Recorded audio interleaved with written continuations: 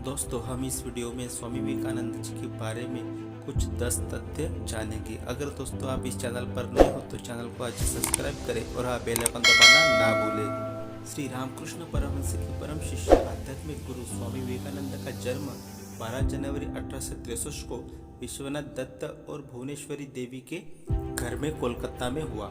स्वामी विवेकानंद की जयंती को भारत में राष्ट्रीय युवा दिन के रूप में मनाया जाता है। इस वर्ष हम स्वामी विवेकानंद जी की 159वीं जयंती मना रहे हैं। स्वामी विवेकानंद को छोटी उम्र से ही अध्यात्म में रुचि थी। विवेकानंद का जन्म का नाम नरेंद्रनाथ दत्त था। उनका पैतृक पर ब्रिटिश भारत की राजधानी कोलकाता में 3 गौर मोहन मुखर्जी स्ट्रीट में था। उनके माता पिता की 9 संतान थी। स्वामी विवेकानंद भगवान शिव, श्री राम, माता सीता और महावीर हनुमान जी की छवियों के सामने ध्यान करते थे। विवेकानंद अपनी विलक्षण स्मृति और तेजी से पढ़ने की क्षमता के लिए जाने जाते थे। सन 1881 के अंत में स्वामी विवेकानंद को 2 दोस्तों के साथ दक्षिणेश्वर गए और रामकृष्ण से मिले। यह मुलाकात उनके जीवन का टर्निंग पॉइंट साबित हुआ। उन्होंने शुरू में रामकृष्ण को अपना शिष्य नहीं स्वीकार किया, लेकिन बाद में वह उनके व्यक्तित्व से आकर्षित हुए और दक्षिणेश्वर में अक्सर उनसे मिलने जाने लगे। स्वामी विवेकानंद ने 5 साल तक भारत में बड़े पैमाने पर यात्रा की। इस दौरान वह विद्वान, दीवान, राजा, हिंदू, मुस्लिम, ईसाई, परैयार और सरकारी अधिकारों से मिले। 21 मई 1893 को विवेकानंद बॉम्बे से शिकागो के लिए रवाना हुए। विवेकानंद ने 31 मई 1893 को पश्चिम की अपनी यात्रा शुरू की। 30 जुलाई 1893 को वह शिकागो पहुंचे। उन्होंने हार्वर्ड विश्वविद्यालय के प्रोफेसर जॉन हेनरी राइट से संपर्क किया, जिन्होंने उन्हें हार्वर्ड में बोलने के लिए आमंत्रित किया। 11 सितंबर 1893 को स्वामी विवेकानंद ने भारत और हिंदू धर्म का प्रतिनिधित्व करते हुए विश्व धर्म संसद में देवी सरस्वती को प्रणाम किया और अमेरिका की बहनों और भाइयों के साथ अपना भाषण शुरू किया। इस पर 7000 लोगों ने विवेकानंद को सलाम किया।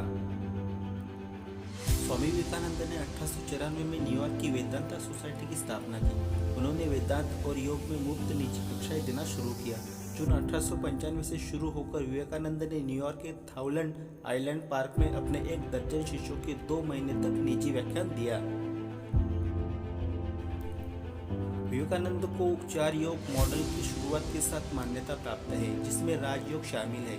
पतंजलि की योग सूत्रों की उनकी व्याख्या, जिसने दैवीय शक्ति को महसूस करने के लिए एक व्यावहारिक साधन की पेशकश की, जो आधुनिक पश्चिमी गूढ़वाद का केंद्र है। 1896 में उनकी पुस्तक राजयोग प्रकाशित हुई, जो काफी प्रसिद्ध हुई। आधुनिक योग की शुरुआत को चिन्हित करने वाले एलिजाबेथ डी माइकलिस के विचार में योग की पश्चिमी समझ में यह अत्यधिक प्रभावशाली था। यह शब्द योग के अभ्यास के लिए एक आधुनिक नाम भी बन गया। स्वामी ने अपने स्वयं के निधन की भविष्यवाणी करते हुए कहा था कि वह 40 वर्ष की आयु से अधिक जीवित नहीं रहेंगे। उनकी यह भविष्यवाणी 1902 में सच हुई, जब 39 वर्ष की आयु में उनके मस्तिष्क में रक्तवाहिनी फट जाने के कारण उनका निधन हो गया। स्वामी विवेकानंद ने समाज सेवा के लिए रामकृष्ण मिशन की स्थापना की। इसके शासी निकाय में रामकृष्ण मठ के ट्रस्टी शामिल है, जो धार्मिक कार्यों को संचालन करते हैं। रामकृष्ण मठ और रामकृष्ण मिशन दोनों का मुख्यालय बेलूर मठ में है। तो दोस्तों, ये थी जानकारी स्वामी विवेकानंद जी के जीवन के बारे में। अगर दोस्तों आपको यह जानकारी अच्छी लगी हो तो मेरे चैनल को आज ही सब्सक्राइब करें और बेल आइकन दबाना ना भूलें, ताकि ऐसी जानकारी आपको मिलती रहे। धन्यवाद।